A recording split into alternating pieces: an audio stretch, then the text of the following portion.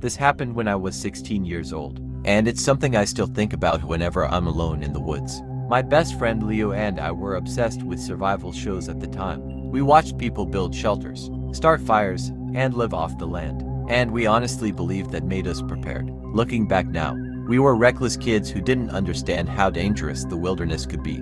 We planned a survival camping trip in the Appalachian foothills, convinced it would be an adventure we'd brag about later. Instead of staying near a marked trail like sensible people, we decided to hike about 5 miles off-path into a deep valley locals called the Devil's Throat. The name alone should have been a warning, but we treated it like a challenge rather than a threat. The valley felt wrong almost immediately. The trees grew too close together, blocking out the moonlight, and the air felt heavier, like it was pressing down on us. Still, we set up camp, laughed about how brave we were, and started a small fire as night fell. By around 1 a.m., the fire had burned down to weak orange embers. The forest had gone quiet.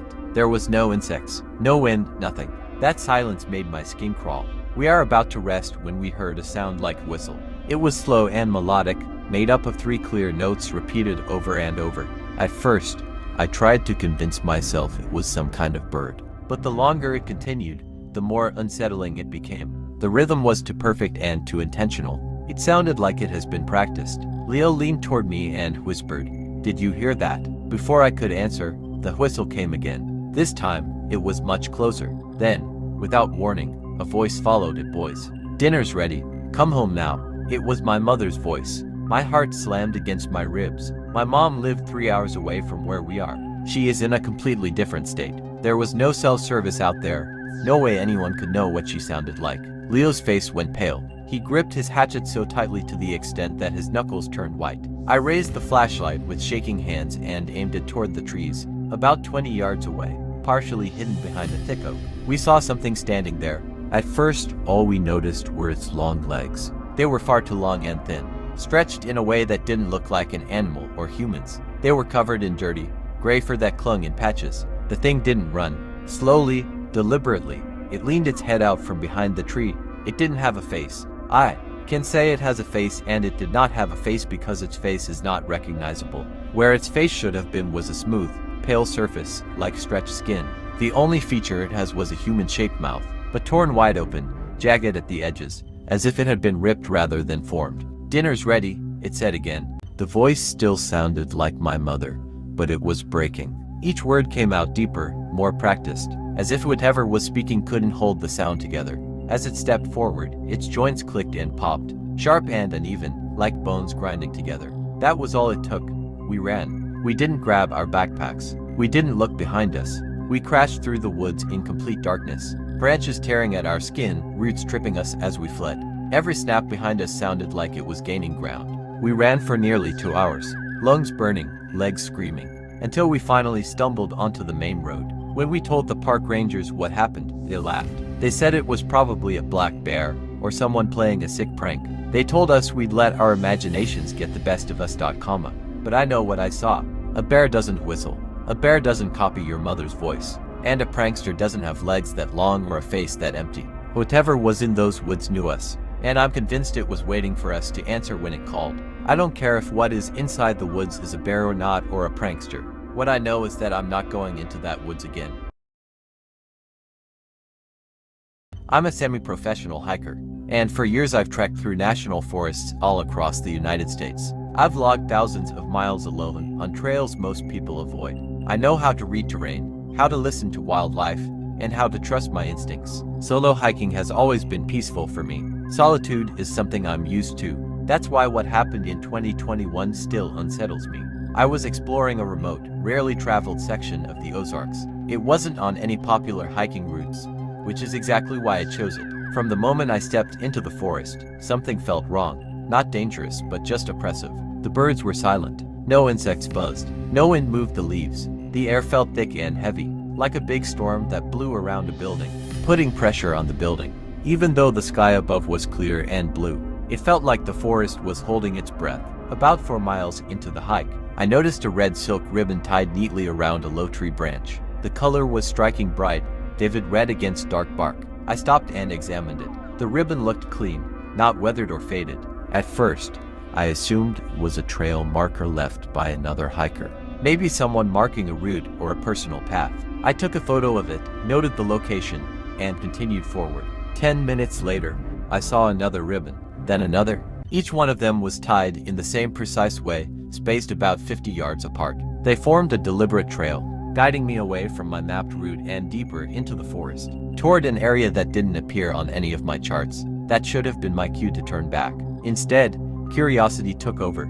I followed the ribbons for nearly half a mile, until the trees abruptly opened into a small clearing. The sudden absence of sound made my ears ring. In the center of the clearing sat a single wooden chair, old and splintered, like it had been dragged there and forgotten. Resting on the chair was a backpack. You can try to guess whose backpack I saw there. It was my backpack. It has the same brand, same faded green color, same tear on the left strap from a hike years ago.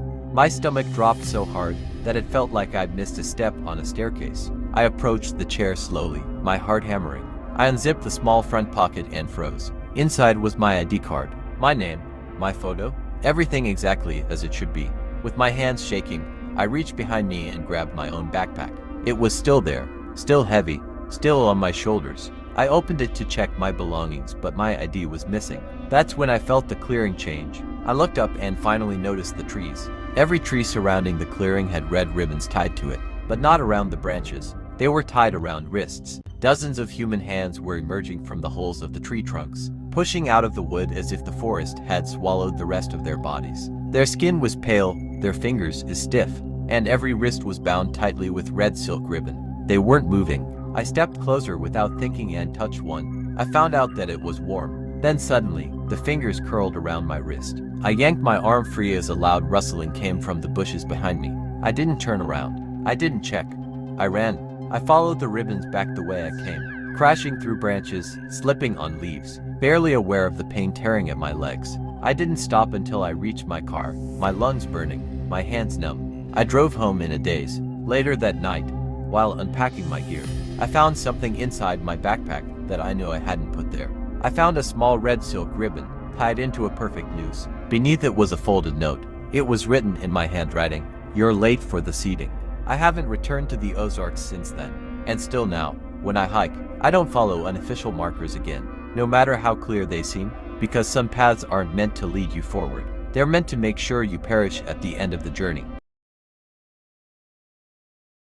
I've lived in a rural part of Oregon for most of my life. My house sits alone at the edge of nearly 40 acres of dense, old-growth pine forest that eventually merges into a state park. The trees are tall, tightly packed, and so thick in places that sunlight barely reaches the ground. Growing up, I treated those woods like part of something familiar, almost comforting. I was never the paranoid type, never the person who jumped at shadows. You know what I mean? I'm not a type of person that gets scared over a small thing. But that changed after what happened last November. I'd been having trouble with deer eating my garden, so I decided to install trail cameras around the perimeter of my property. I set up 4 in total.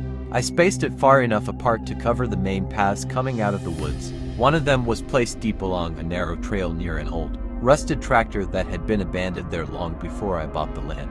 Early one Tuesday morning, just after sunrise, I went out to collect the SD cards. The forest was quiet, the kind of silence that makes you aware of every snap twig under your boots. Back inside, I loaded the footage onto my laptop. The first camera showed exactly what I expected. It shows raccoons and a few deer, and nothing else, which means deers and raccoons are the animal eating my garden. The second and third were the same as the first footage. By the time I reached the fourth camera, I was already half distracted, thinking about coffee. That's when I noticed the fourth footage had 42 new images. The first 10 photos were time-stamped at 2 a.m. They showed a man standing about 10 feet from the camera. He wasn't dressed for hiking or camping. He wore a business suit that's tattered, soaked with grime, and hanging loosely from his frame. He had no shoes. His feet were bare against the forest floor. He stood completely still, staring directly into the camera. His eyes were wide, unblinking, and far too alert for someone wandering the woods at that hour. As I scrolled, my unease grew.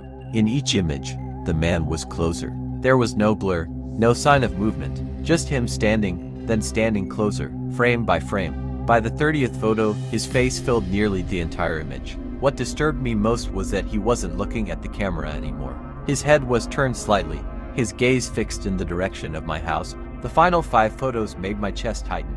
They were taken at 4:30 a.m. only 3 hours before. I had walked those same paths to retrieve the SD cards. In those images, the man was no longer in the woods. He was standing directly behind my back porch. He was peering through the glass sliding door, his face close to the window. In his right hand, he held one of my own garden trowels, the blade dark with dirt. Immediately, I called the police immediately because this is turning into something weird. They searched the surrounding woods for hours. Eventually, about half a mile in, they found what they described as a nest. It was built inside a hollowed-out log, insulated with shredded newspaper and scraps of fabric. Inside were dozens of Polaroid photographs. Every single one of the photographs was of me. Not pictures taken from the yard or through windows, but photos taken from inside my house while I was sleeping. Some were close enough that I could see the texture of my pillow, the rise and fall of my chest. I still don't know how he got inside. I don't know how long he had been watching me, or why he wore that suit. And the police never found him. I moved to the city 2 weeks later, and now, when I look at a stretch of trees that seems just a little too dark, I don't see nature anymore. I see somewhere someone can hide and watch.